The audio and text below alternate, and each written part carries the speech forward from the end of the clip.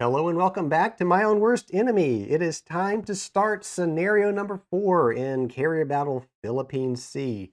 Scenario number 4 is in fact called Enemy Fleet Sighted. And what we're going to be learning in this scenario is, one, we're going to see how the Japanese forces arrive on the map, how they are actually placed on the map. And then we're going to go through how you use your planes to search for those forces and how the intelligence levels change as you identify and continue to track those forces in the game. So it's not a very long scenario, but I probably will not play the entire thing through because it is just basically showing you, just how to do the search, and it's not really all that complicated. It is, the rulebook is written, for the most part, I like the rule book. I think it's a great rule book, but it's a little vague in some places. It could use, I think, some more proofreading and maybe some people that outside of whoever wrote the rule book to take a look at it, because there are some ideas in there that are just a little vague to me, but it's nothing that's insurmountable. I think it is a great rule book.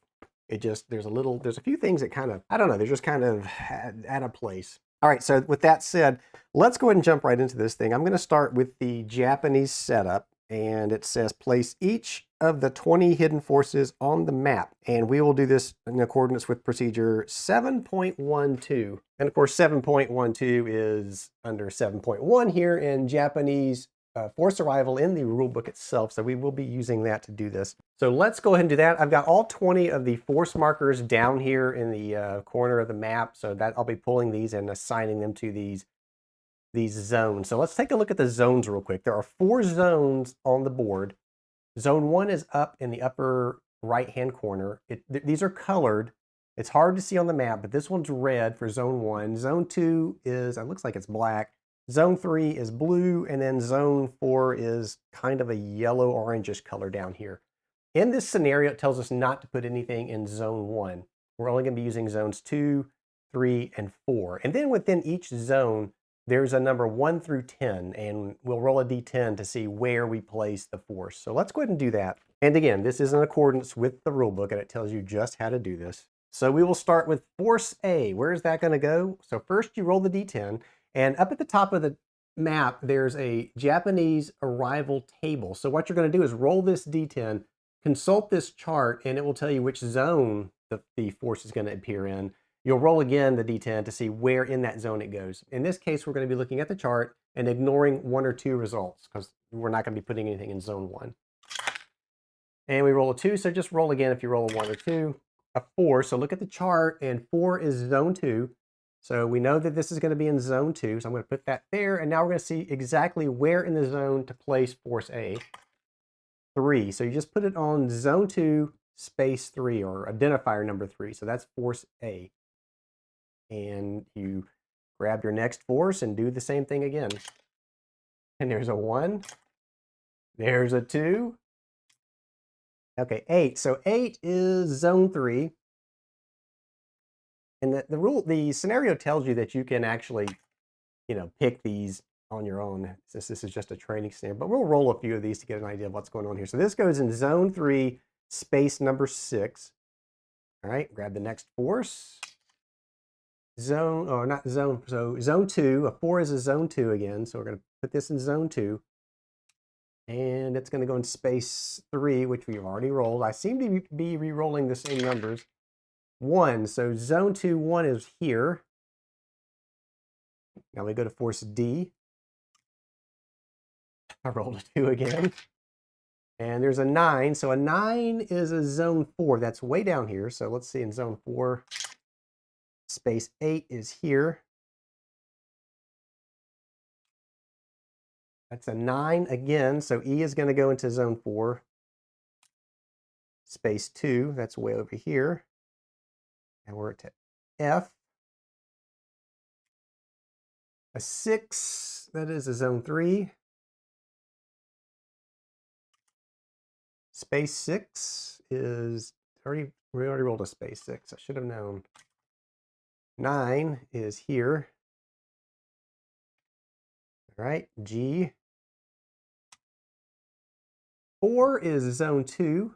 Lots of things are going into zone 2. That is a 2, so G is going to go into space 2. And H. 9 is in zone 4 again, so that's down here. Space 4 is down here. 10 is zone 4. Lots of things going into zone 4. That's a 3, so it's going to go into space number 3 of zone 4. J, and again, so that's down here. 9 is over here. A 10 again. 9, we've already rolled a 9, so I'm just going to put this one on 7. We're just going to go down 7. Speeding things up now because this could take forever. So there's zone 1 again. 8 is zone 3. And space 1 is back here. And M. That's a 10 again. Wow. So it's going to be there's only 3, 4 spaces left. We roll a 6, so we actually have a 6 that's open. We'll put it there. Again, zone 1 is not in play, so 3 is zone 2, according to the chart. That is a 5. We do have that available. Next up, down here, 3, so we're just going to put it in 5. 7 is zone 3.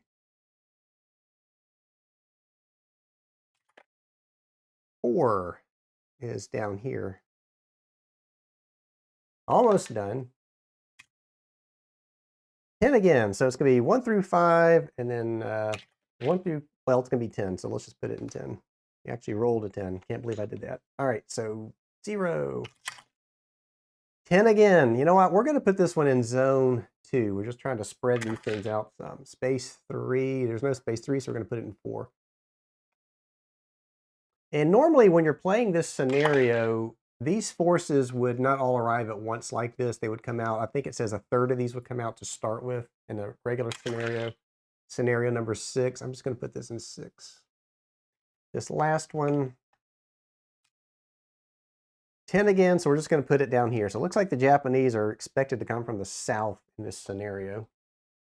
Just worked out that way with our rolls. All right, so that is Japanese force arrival. So we've learned how to do that, and you can see that's pretty darn easy to do. And then it says that we should place all of the level 1 force chits in a cup beside the game map. Let me show you what those are.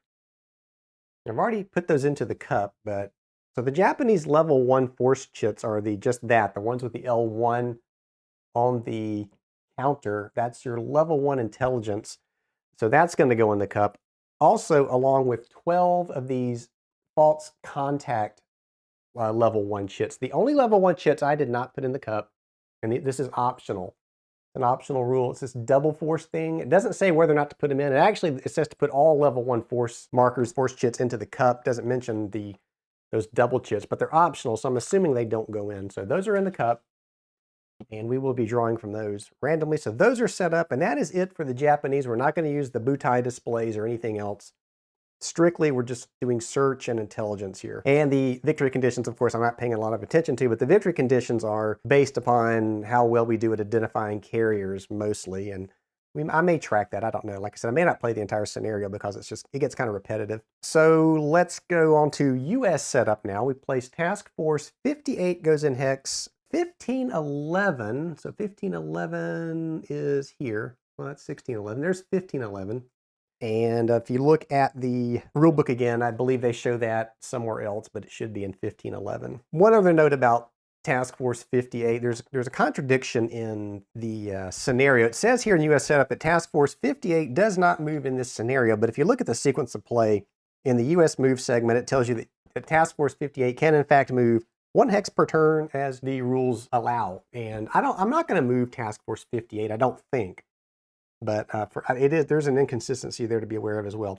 And now it says to place some fighter units for the US side just within reach. So we're going to start off with 3, and we're not using the right side of the board either. We're not going to have to use the task group displays or the air mission markers. So I've got 4 of these, not 4, I've got 3 of these search aircraft that we're going to get to start the scenario with. I'm just going to set them off to the side here. Also at the top, every turn, we're going to be allowed to add 2 more search aircraft to our task force. And I've just got those laid out along the track up here to remind me that I can add those if I want to. You will lose victory points if you add additional search aircraft to try to find where these fleets are. Just keep that in mind. I've also got, there's a red cube on 1450, the turn marker here. That just to signify that's the end of the scenario. Not sure we'll see that or not. And then the yellow cube, 1330, is a reminder to me that once you hit that mark, the Japanese forces will move every turn or every opportunity they can. But we'll see that in a second. All right, so we've got our aircraft out and accessible. And then it says place the unused search markers in a pile within convenient reach. Now those are, let me show you what those look like. And there are 8 of these. So you're going to have an origin marker and a max radius marker. And that's going to be your search markers that they are referring to. And I do have those down off the board down here so that I have access to those. So those are ready to go. The turn record marker starts at 0530. So it's dawn is just dawning. And then it says the action phase marker is not used. Place the segment marker in the box for the activation segment. We're not going to worry about markers because abbreviated sequence of play for us here. So I'm not too concerned about that either. We will, of course, we're mostly worried about the actual game turn track marker than anything else. And then it says as part of US setup, there's a pre-dawn launch. So basically we have 3 of these search aircraft that we can launch at the start of the scenario. And basically they started right before the sun came up and they're already on the way looking for these Japanese fleets. And so it says that you may place up to 3. You can actually hold 1 or 2 or all of them back if you want to. You don't have to launch them now. I can't think of a reason why you'd want to hold these things back.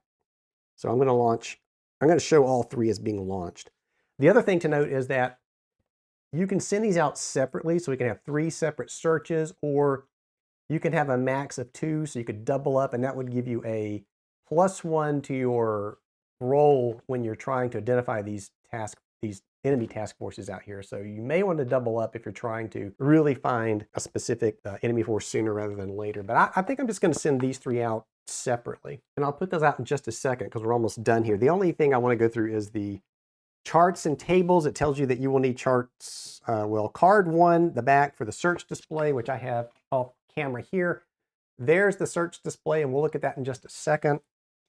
And then we need card 3, the front, for the intelligence tables, and those are here, and you will see those in play as we go along. And then we get to the special rules, the sequence of play. Each game turn consists of only 1 action phase with the following segments in this order. So you have an activation segment where all the Japanese forces on the board are going to move in accordance with the special rules, and we'll look at that in just a second. And it says all Japanese forces are moved at one time. Activation chits are not used. So again, it's just abbreviated rules. And then the US move, Task Force 58, it says it can move, but I probably won't move it. And then we hit the search segment, which is on the flow chart here. And this is where we actually bring in our additional aircraft if we want to bring any in, and where we conduct our searches and our movement for our search aircraft that are already out there. And then so the Japanese movements, it says for the first turn, the Japanese will not move, but starting on the next turn through turn time 1210, we'll roll a d10, and if it's an odd number, the force will not move. If it's an even number, there's some special movement rules that we will follow, and basically it looks like that the forces are going to be moving away from Task Force 58. It looks, according from what I'm reading, they're going to be moving westward at a speed of 1 if they move, which they're not going to move very much. But we'll see that when we actually start this scenario, which we're about to do now. And I think I have gone through everything. So let's just go ahead and jump in.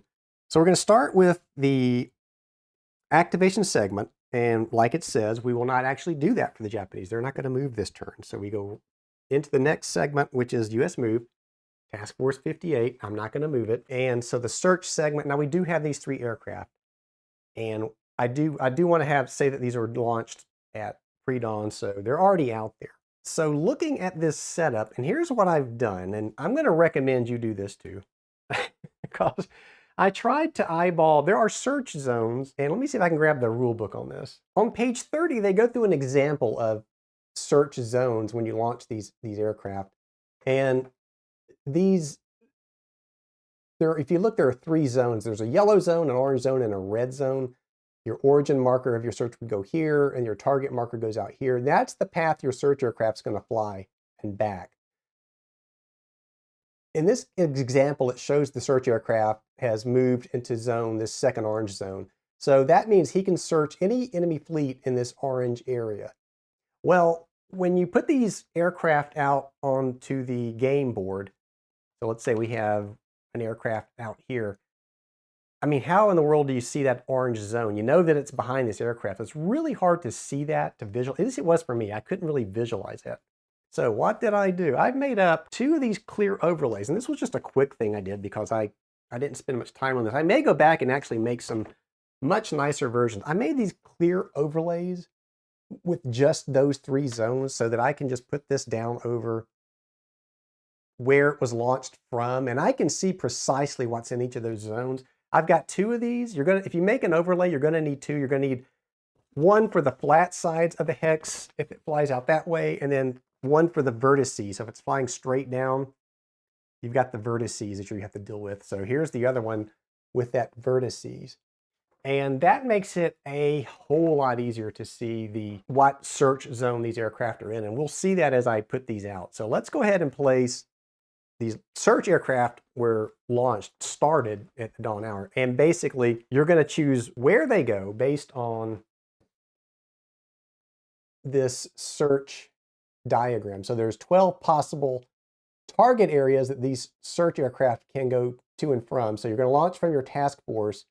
And if you're going due west, it tells you to place that target marker 10 hexes out here if it's a standard search. If it's a narrow search, it's going to be a little further out, but this is a standard search.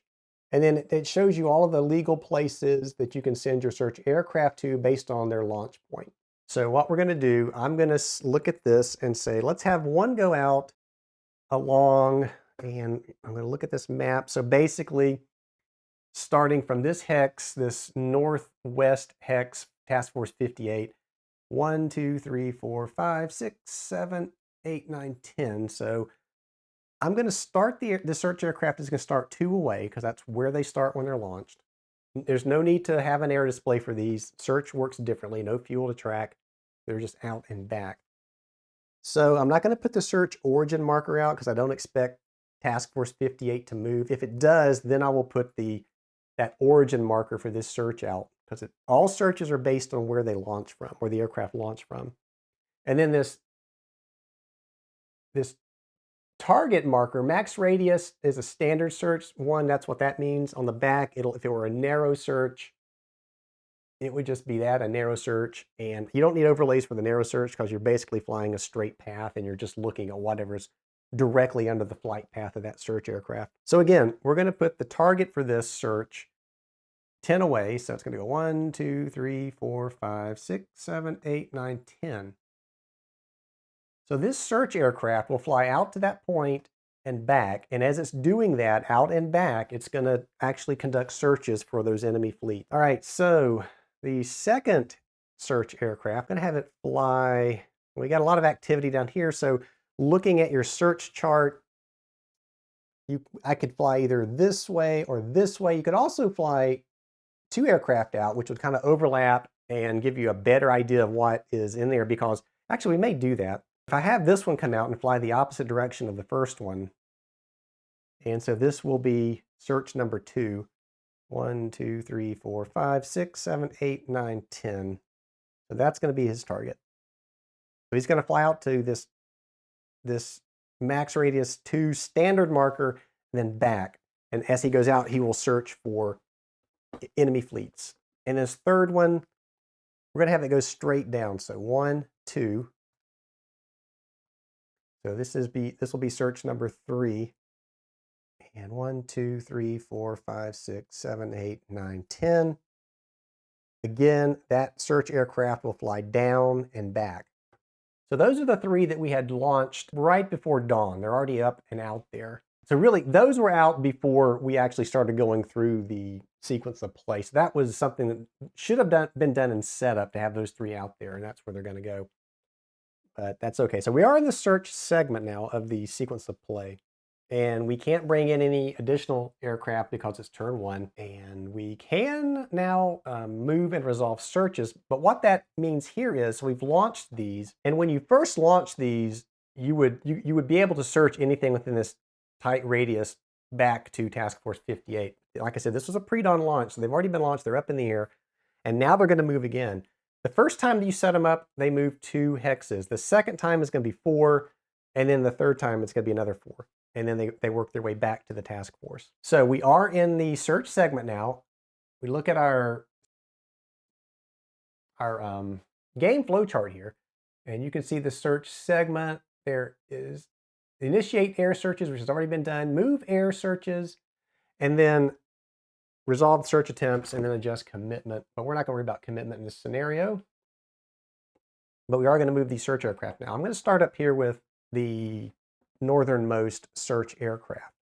So he's going to move 4 now. So it's 1, 2, 3, 4. And here I don't really need to use the overlay, but I'm going to show you anyway. All right, so he launched off of the Task Force 58 carriers, one of the carriers in there, and you can see that he's flown out. He's moved twice now, and he's in this zone. And I think you can see what I'm seeing here. So if you look at what I've done with this overlay, Task Force C is actually within the search zone. So we can actually search that task force. Without the overlay, it's a little hard to see that, at least it was to me. And when they get way out here, it's even harder to see when they're in that last search zone what all is a legal target to search or not. I highly recommend an overlay. I really do. It's too bad the game didn't ship with something like this. Maybe there'll be an expansion or something. I don't know. But this makes it so much easier to see. So we have moved, and we're going to go ahead and move the other 2 before we actually conduct our searches. But I did just want you to see how useful the overlay can be. So let's go back down here. This one's going to move 4. 1, 2, 3, 4. So that's going to place him here. This one's going to move 4. 1, 2, 3, 4. And now we're going to go back up, and we will resolve our first search attempts. So again, I'm going to grab the overlay, because you can see that Task Force C falls within that second zone. And this is orange on my overlay. It's hard to see that. And then red is the final zone out there. So we're going to search Task Force C. So let's do that.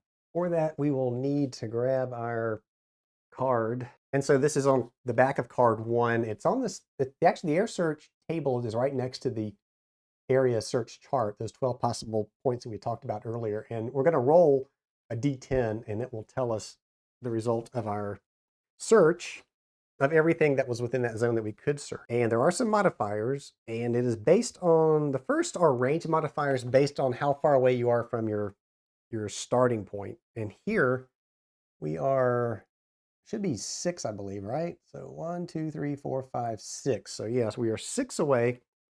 And it looks like there is no modifier for that. Looks like 4 through 7, there's no modifier for range. No submarines. We have no shadowing units. It's not an aero search. It's not a fighter searching. We would get a +1 if we had an additional search unit. So if we had sent 2 of these aircraft out, we would get a +1 to this roll. But we only have 1, so it looks like there was no modification whatsoever to this roll, simply a straight D10 roll. And so we will roll a D10, and if we get an L, an S, or a question mark result, we're going to draw one of these chits from the cup, which should give us a little bit of information on what we may have detected. And the higher we roll here, the better. So let's go ahead and do that. No modification again. So let's go ahead and see if we're going to be able to draw from the chit cup. Roll our D10. We roll a 9. So if you look at the chart, you look at the air search result chart, a 9. No, that's great. That's on the 7+ line. It says S, comma, chit +1. Well, these are level 0. These are level 0 forces out here, so that we can ignore the chit +1. That would simply increase the intelligence level. But when they start off at level 0, those chit +1 results just don't come into play. However, that S does come into play. That means we get to draw a marker out of the cup to see if force C is anything. And I probably should have marked that we're looking now to check force C. I'm just going to mark it. And then I'm going to draw a chip from the cup. And let's see what force C might be. And looks like a surface fleet, possibly. So I'm going to put that out. Let's see, where am I going to put this? I will place this level 1 marker under Task Force C. There may be something there. We really don't know yet what that might even be. It may not even be a surface fleet. So we're just going to put that there. And that is it for the first search aircraft. Now we're going to go down here. And again, I'm going to grab my overlay because I can't see what's going on there. This is the one with the vertices because he's flying due south to Task Force 58. So we're going to put that over, and it's clear as day now. You can see Force P and Force D are going to be searched. So that's P and D. So let me get this off. And like I said, I kind of hope to build a better version of this. So P and D, I'm just going to grab some cubes here to mark P and D. P and D. So now those get searched. We'll start with P. And again, back to our search table. We're still 6 away from Task Force 58, so no modifiers here. It's going to be another straight roll on the air search table. We roll a 9. That's another good roll. That is, again, on this chart, that's the 7+ line. So it's S and the chit +1, which gets ignored. But we do get to draw a chit again, so let's do that. Mix them up here really good. And let's see what Task Force P might be. A carrier. That's good. That's what we're looking for. We want to find those carriers. So we are going to put that under Task Force P. And I will note that in the rule book here, it does state that if you do draw one of those level 1 carrier chits, they're going to adjust your commitment level. But we're not dealing with that in this scenario. So we move right along. Now we're going to look at, what did I say? That was D. So we're going to take a look at D. Let's roll to see if we even see anything there. That's a 10. We're rolling high. This is good. So again, we get that S plus chit +1 is what I'm trying to say. We ignore that +1 part and just draw another chit for D. And let's see what we get. Looks like a large fleet of some type there. So we're going to put that underneath D.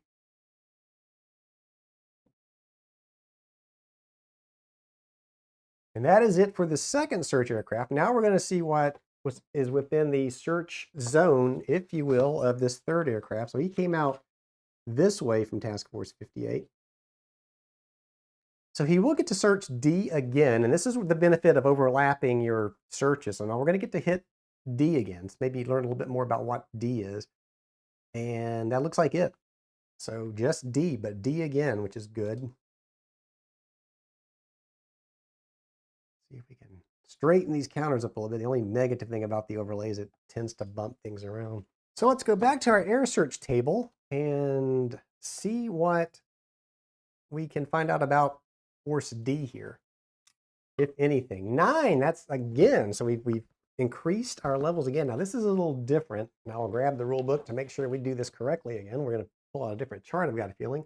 So if you obtain a, well, actually, maybe that wasn't a good thing. What did we roll? A 9? So yeah, that's the chit +1 again. So if you obtain a chit +1 result against a level 1 or higher force, use the intelligence tables 7.3 to promote the force to the next higher intelligence level. And so I probably should have talked a little bit more about the intelligence levels for these fleets too. So when you put out these unknown markers, they're all considered level 0 intelligence-wise.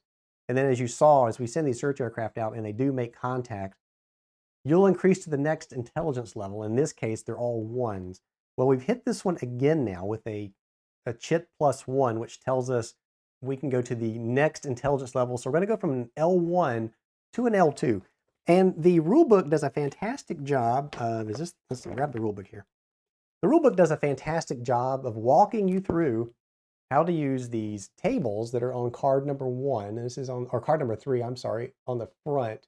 So you'll use these tables to go up levels. It will tell you precisely how to do that. So if you look at the rule book, it tells you whenever a level 1 force progresses to level 2, which is what we have going on here, the level 2 chit is determined using the level 1 to level 2 intelligence table, which is on the very top of this card. And it tells you that on this table, there's one column for each possible level 1 chip. And so what we have here, if you remember, the first search revealed that this was a, what was a large fleet, I believe. Yes, a large fleet. So we're going to look at that table. And across the top there, it tells you there's the one large right in the middle. So that's what we're dealing with. So we're going to look at that middle column and we're going to roll again. And it's going to give us a little bit more information as to what that large force may contain. And there are, again, there are some modifiers to this. There's some known air strength modifiers. Well, there's no aircraft. And I don't think we use this. Yeah, it's telling us you only use this scenario 5 and after, so there's no aircraft to worry about. And looking at the other modifiers, there's no modifiers to this. We're going to roll on this column, on this chart. We roll a 5, and so a 5 on that middle column of large is 2 to 3 carriers. Well, this is fantastic. And so we grab our next intelligence level chip that says just that, 2 to 3 carriers, and that doesn't mean fleet carriers. We don't know what type of carriers are even in there. Even if at this point, there may not be any carriers in there. I strongly suspect there may be. So we're going to replace the level 1 now with the level 2. And we'll just put the force D back down there.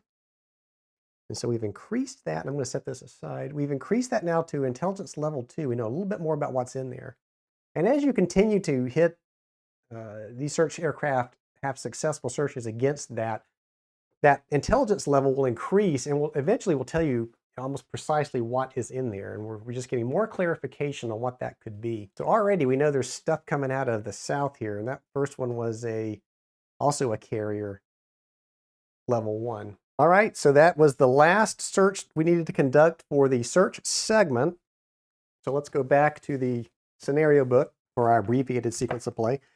And that is not it. So it says Japanese, that is it. So the Japanese didn't move this turn, and that concludes turn number 1. And so we will now advance our turn marker to turn number 2, which is 0650, still morning. And now we have the chance to bring in 2 more search aircraft if we choose to do so.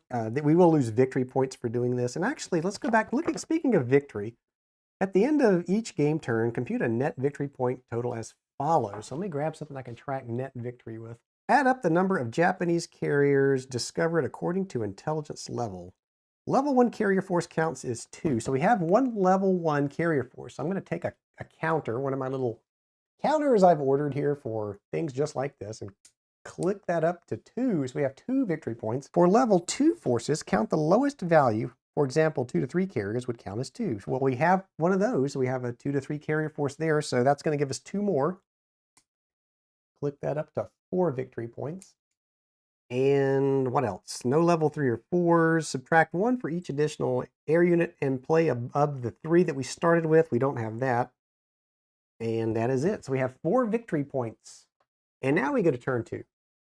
So what I was going to say is, these aircraft I can bring out to help search, but it's going to cost me 2 victory points to do that. So you'll lose 1 victory point for every additional search aircraft you want to launch.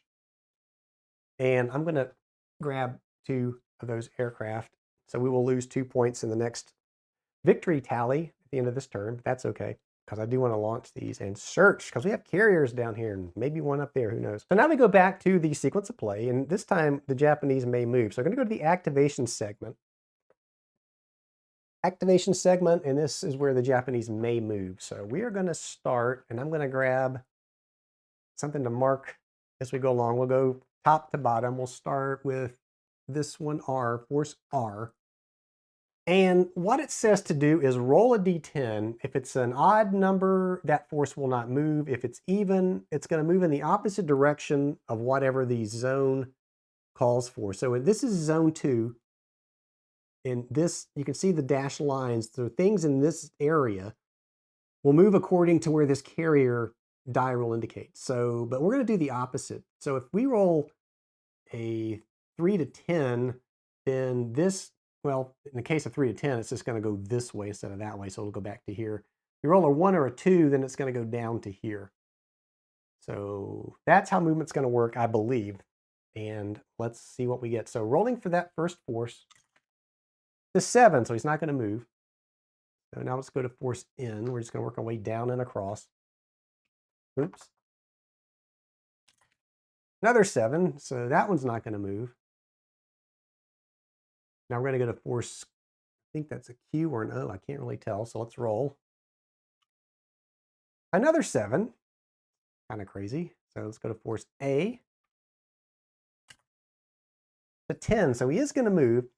And if you look at the movement indicator for this area, a 10 would normally be down this way, but we're doing the opposite, so it's going to go this way. And this is the one, yeah, force A we're talking about. So it's going to go, instead of down here, it's going to go up to here. All right. Now we move on to force G.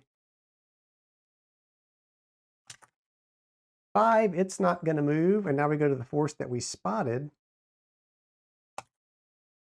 8, it is going to move, and it is in this area. An 8 is simply that way, so this force will move this way. And then we go down to F. That's a 4, and in this area, a 4 would be normally this way, but it's going to move this way. Force L.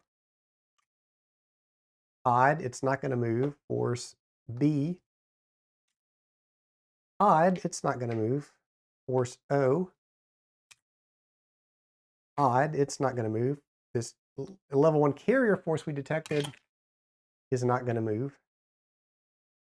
And this other carrier force that we detected is going to move. And so an 8 will just bring it to where this search aircraft is, which is kind of odd.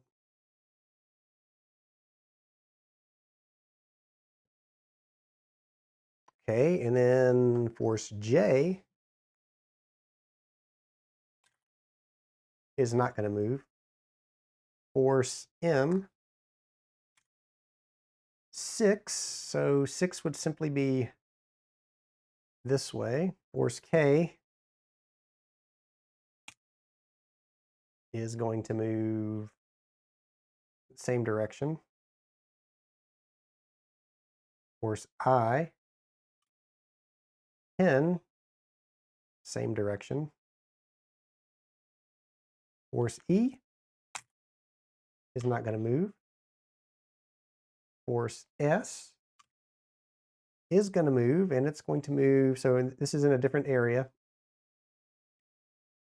So 8, it's going to move down. Force H. Oops, if I can roll into the die tower.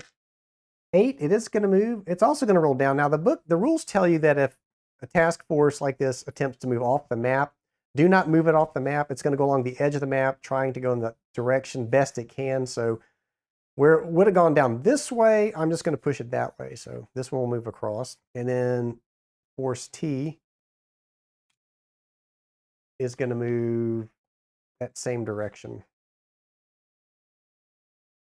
And that is it for movement for the Japanese forces.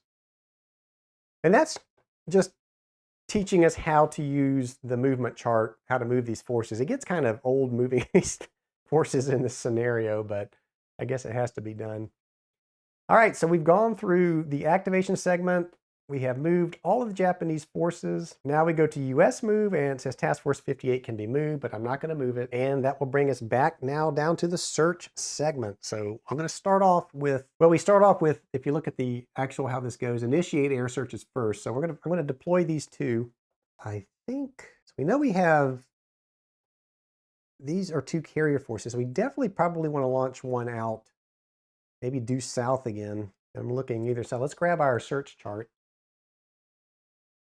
So you can see that we want to be able to search. Those carriers are kind of over in this area. Another thing we can do is grab our overlays.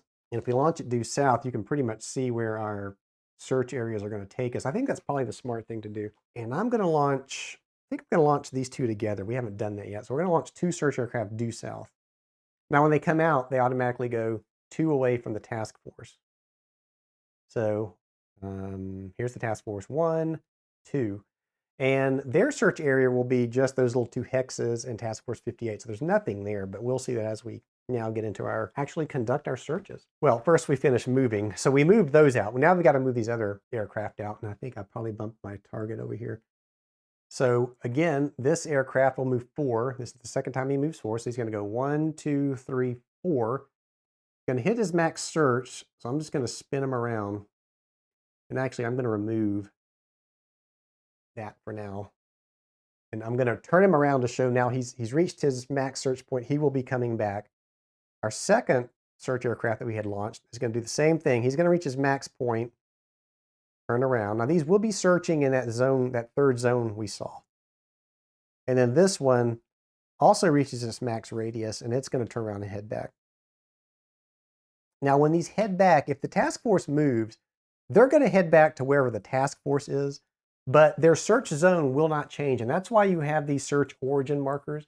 If your task force were to move, you'd put one of these out to where the search plane was launched from, and the search zone wouldn't move. Your plane would move, maybe trying to find task force 58, but you're only going to be able to search in those same zones in reference to the origin. So that's why those are out there. So we've moved all of our aircraft now. So if you look at your search segment, we've moved it, and now we resolve searches. So again, we're going to start up here. I'm going to grab the overlay again because it's so much easier to see. So again, this is the one we launched northwest. So he has moved all the way to his maximum area now. So all of these carriers, it looks like everything from G and C above fall within that third zone that he's searching. So we're going to get to search all of those.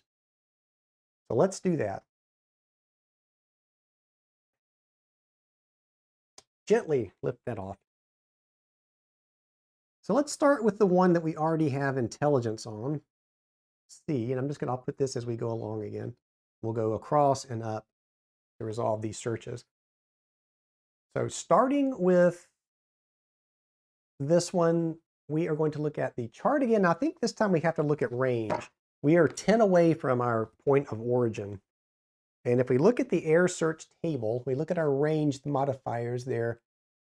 At 10 plus hexes, we're going to get a -2 to this. So let's go ahead and roll and see what we get. So we're rolling for this first one we've already detected.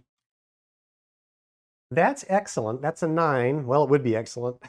That would have given us a chip +1, which would have increased our intelligence. But we have to subtract that 2 for range, so that's only a 7. Well, no, that's still good. That's 7 plus. So never mind. We're going to get more intelligence on this force that we detected. So I'm doing a lot better this time around than the first time I tried to play through this scenario when I realized I needed overlays. All right, so let's grab that intelligence level chart. So again, we're going from a level 1 now to level 2, and this is because on the air search chart, we rolled a 9, -2 left us at 7, and we got a chip +1 result, which has increased the intelligence level. So that was an awesome roll for us. All right, so we're looking now at the level 1 to level 2 chart. So let's grab our chart here. Level 1 to level 2 intelligence. That was a surface fleet. So we're looking at the second column on this table now, L1 surface. So we're going to make the roll on that. And again, there's no air strength here to worry about. So we're going to roll on that chart. That is a 5. So 5 tells us it's medium surface. So let's find an L2 medium surface marker. All right, L2 medium surface. So we'll replace that L1 with an L2 marker. And I believe, if I remember correctly, if we were playing the actual full game in this, these intelligence levels could also decrease. So you would have to keep detecting, making contact with these fleets to keep your levels up. There's some markers you place to monitor that. Let me grab what I'm talking about. We're not using these in this scenario, but in the full campaign, the full game, you would use these spotted and located and question mark markers. You would place those and track. You could actually lose intelligence as well as gain it, but we're not doing that in this scenario. So let's continue on. We're now going to move to force G. And again, we're at a -2 on the air search table. So -2. 2 minus 2 is 0. So where do we go? Less than 3 is a nothing. Now we're going to go up to force Q. 9 minus 2 is 7. So that is a pull a chit result for us for, which one did I say? Are we on Q or A? I think I've already rolled for Q. So we're on A. I probably should be marking this as I go. Oops. So we're now going to pull for A, and that is a large surface fleet, possibly. So let's put that underneath A.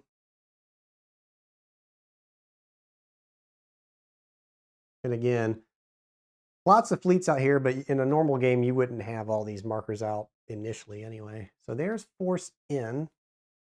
Let's see if we spot anything there.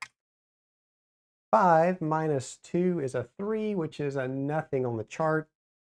Finally, force R is again nothing. So all searches have been resolved for this search aircraft. Now let's move on to, we'll just go from top to bottom. So the ones we launched, they can only search these tight hexes around Task Force 58, but there's nothing there. So that brings us to this search aircraft. And again, I will grab my overlay. This was the one that launched from a vertice. And so we put that over where he launched from. He is here, so he can only search things now in this outer range. So it looks like KI and then the 3 down below. Straighten these after I knocked them over. So I said KI. I put little cubes on them. And then the bottom 3. So let's start with K. And again, 10 away, so minus 2 again. 8 minus 2 is 6. So on our error search table, a 6 is the result of S. So again, we're going to pull a chit. And we get a medium fleet. There are false contact chits in there. I don't know why we're not pulling any, but they're in there. All right, and then this is I. So let's see what I might be, if anything. That's a 10, so we pull a chit from the cup. And it's a surface fleet again. We'll put that underneath. Now we're down to S. Let's put that on S. See what that might be. 7 minus 2 is a 5, and a 5 is L. So that's going to allow us to draw from the cup. And that is a false contact. So when you get a false contact, you remove the force marker along with the false contact marker. It does not go back into the cup. So now force H. 10. All right, we get to pull again. It is a carrier. Possibly a carrier. So we put that underneath there. And now we're on T.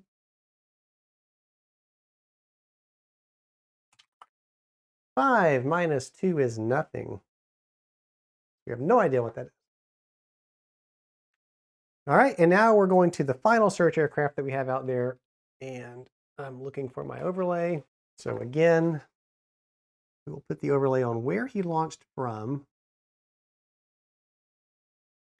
And looking at his area of search, he can search, looks like M, I, and E. M, I, and E only fall within his 3rd search zone. So M, I, E.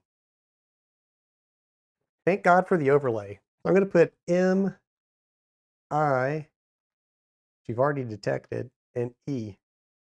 So M, let's start with M. We're at the minus 2 still. 9 minus 2 is 7, which is an S result for us. We pull out of the chit cup and we draw another surface fleet. So let's put that underneath M.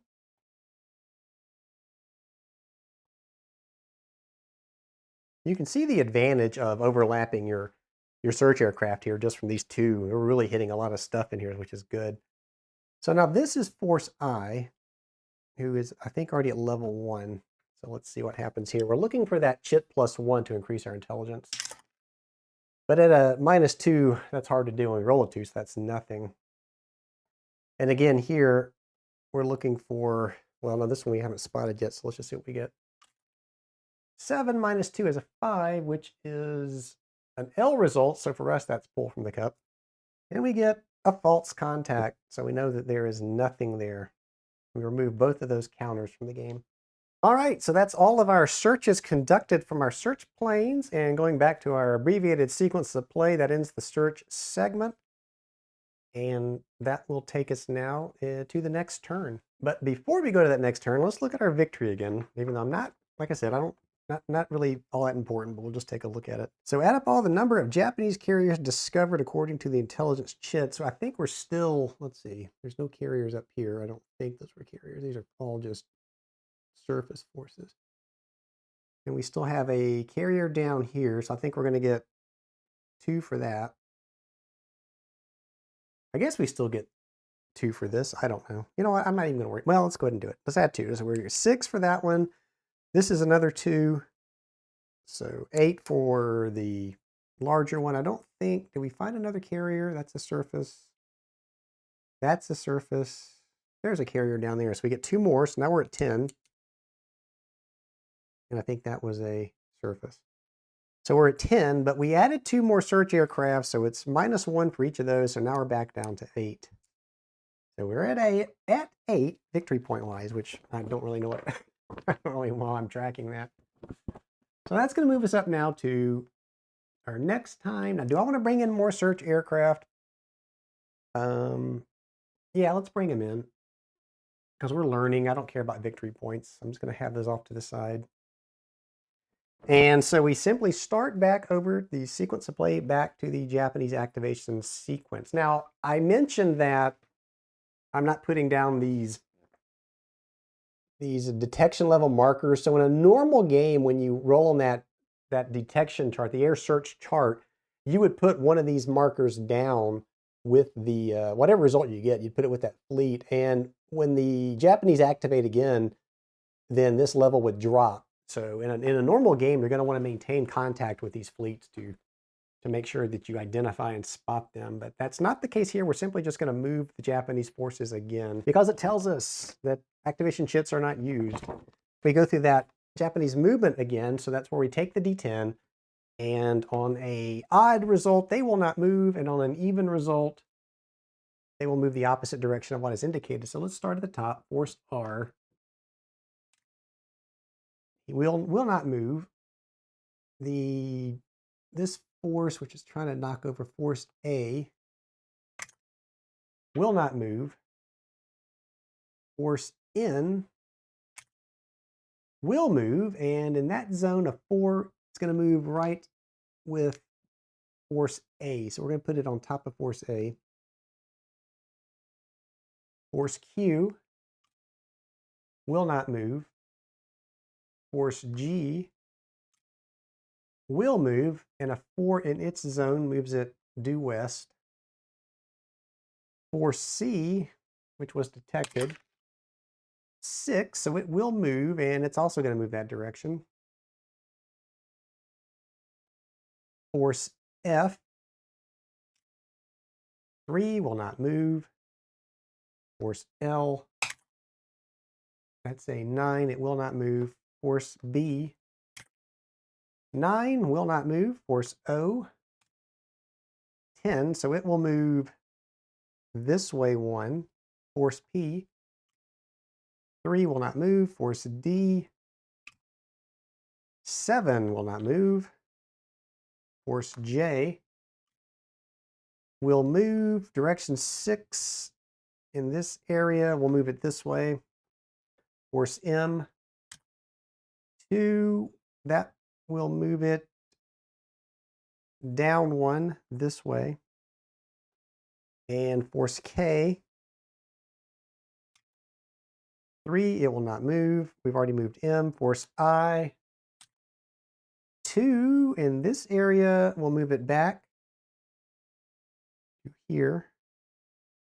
And force H, 1, it will not move. Force T, 9, it will not move. So that will be it for Japanese movement. And now we go to US move, Task Force 58. I'm not going to move it. And now back into the search segment. And the first thing on the search segment is to initiate air searches. So I'm going to pull out some more search aircraft here. I'm going to launch one due west, so it's going to be 1, 2, and I'm going to launch another due south, so 1, 2. I'm going to put it off to the side here because we're going to move these in just a second. So that's our initiate searches, and now we're going to do our move. So we're going to go back up to our first one, top of the map. It's going to move 4, 1, 2, 3, 4. And so we just launched this one, so it's not going to move. Or rather, it did move actually, but it moved 2. And then these double ones. Well, let's hang on for a second. Let's get this one back. So he's going to move 4, 1, 2, 3, 4. He's going to be right on top of Task Force D. And then this one's going to go 1, 2, 3, 4. And these are going to go 1, 2, 3, 4. So we got a lot of search aircraft over Task Force D. And these are heading out, and the one below it is heading in. And this is the one that we were just launched going due south. So that is it for moving our air searches. And now we resolve. So let's go back. We'll start at the top with the one that's coming back in on its return leg. And I will grab the overlay again. Remember, it's always back to where it originated. In this case, Task Force 58 didn't move, so it's not going to matter. So there's nothing in his search zone. So he's here, and no task forces fall within that search. Well, wait a second. Is that right? Yeah, that's right. So nothing falls within his search area. The one we just launched, again, behind it, there's nothing to detect. That same as the other one we just launched to the south, there's nothing they can detect. But we got a serious detection going on here with all of these search aircraft. So we've got a stack of 2 and a stack of 1 on the return leg. So let's do the first one, the one that's returning. And I need the vertice overlay for this. Get a little more careful because it's starting to get crowded here. So it's looking like P and whatever's under the big stack of search aircraft are the only things going to be searched by all of those search aircraft. I'll go ahead and put markers on it. So we know that P is going to be searched again multiple times because there are 2 stacks of search aircraft. That's going to be searched, and then Task Force D is going to be searched. So we're going to start with Task Force D. We'll get our air search chart out. Now we're back at range 6. We know we're at 6. So there's going to be no modifier for that. Looking at the modifications for this first one, there's nothing. I was just looking to see if there's a return leg modifier, but there's not. So we roll on our air search table. 3 is a nothing. So that was for the single search aircraft that's on this return to Task Force 58. And now we will roll for, that was P. Now we're going to roll for the one that's underneath.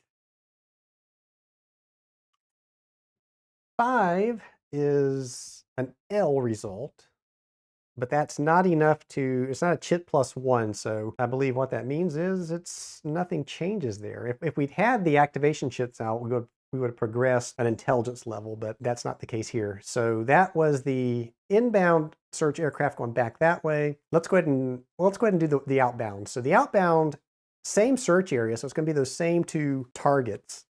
So we'll start with P again. Now this time, because we did launch 2 search aircraft, the same stack, we're going to get a +1, I think it was. Yeah, +1 to this roll. So starting with P, we get a +1. And I got a 9, so +1 is a 10. Which is good because that one is already at level 1. So let's grab our chart again. We're going from level 1 to level 2. This force was a carrier force. So we are on this carrier line, and we are going to roll and see what we get. So we roll a d10, and a 2 is a 1 to 2 carriers. So we're going to grab a marker that's a level 2 marker for 1 to 2 carriers. Sounds familiar? All right, a level 2 marker for 1 to 2 carriers now goes under that task force.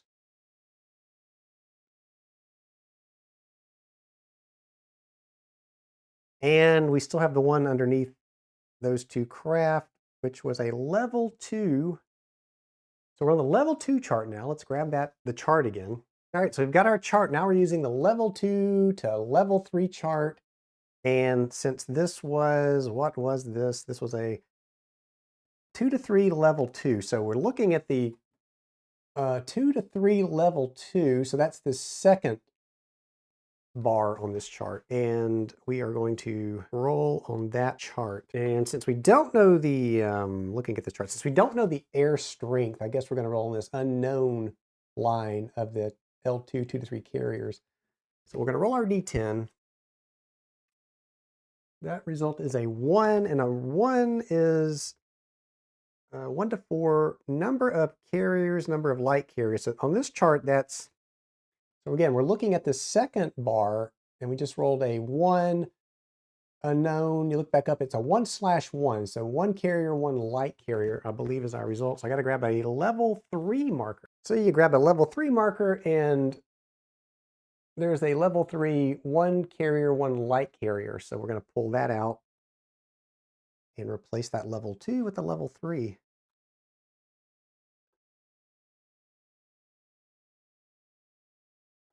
All right. And then finally, we had this other inbound, and he is coming back. Let's see, can he see anything? Make sure I grab the right overlay. So he was launched this way. So he can also see that newly detected level 3. And that's the only thing he can see. So again, we get to search this chit. So let's see, we grab our D10, and we grab our air search results, and there's no modifier. He's at 6 away, so nothing for range, and he's only 1 aircraft, so no modifiers. Rolls a 4. A 4 on the search chart is a question mark, so that's not going to do anything here. So that is going to end resolve our searches. We don't adjust commitment levels here. And according to the scenario now, that brings us to the end of this turn. And I think I'm going to stop it here because we're pretty much almost an hour into this. And you get an idea of what's going on here. I don't want to sit here and go through the rest of this. It's getting pretty repetitive. I think it's easy to see how to conduct these searches. The only thing, like I said, that doesn't show is the progression of going from spotted to located and back and forth, but that's easy enough to figure out. So there is a scenario 5. I don't think I'm going to play through that though, because that is really just an abbreviated or a simplified scenario 6. And I think these first 4 scenarios are the most important ones to teach you the basic functions of what's going on. Scenario 5 just kind of throws it all together. And then of course, scenario 6 is the full blown game. So I think the next time you see Carrier Battle Philippine Sea from me, it's going to be a playthrough of the game. If I did anything wrong, again, leave the comments down below. I think I read right that we weren't using these activation chits or these intelligence level chits, but that's the way I read it anyway, so we weren't following that progression. That's easy enough to do though. So how that works is as you use your air search table and you roll those results, then you will progress just like it says in the book here based on what you roll. And as the Japanese activate again, then you lose intelligence information on those. And so that'll change, and you'll see that in the game. What I plan to do, since I don't think I'm going to play scenario 5, is now that I've gone through all 4 of these scenarios, I'm going to go back to this comprehensive example of play. So this is in the playbook, the very first thing in the playbook. And it's basically, it walks you through 2 turns, I think it's 2 turns, of scenario 6. I'm going to sit down and I'll actually play through it. I'm going to move the markers around. I think that's going to help me learn the full game a lot better and just read the rules and walk through this thing, get a feel for how it goes. I'm sure I'll still get rules wrong, and that's why you're here watching, to keep me honest when it comes to playing these games. So like I said, the next thing I think you're going to see is a playthrough of this game at some point in the future. I've got a lot going on. I've got other games I want to get to the table, but I will do a playthrough of this at some point. As always, if you found this video helpful and you like what I do, please like the video, subscribe to the channel, because that is very helpful to me in gaining viewership to the channel. Once I get to 1,000 members or 1,000 subscribers, there's more things I can do on YouTube, so I'm looking forward to that. I hope I get there. As always, thank you for watching, and I will see you back here next time.